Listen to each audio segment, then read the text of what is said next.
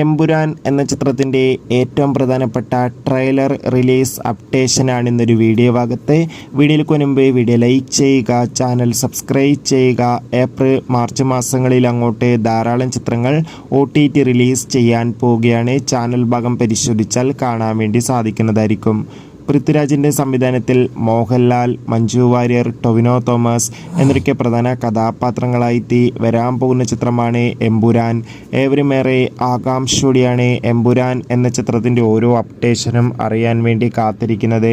Finally ചിത്രം March 27 തിയേറ്ററുകളിലെത്തുമെന്ന് confirm ആക്കിയിട്ടുണ്ട്.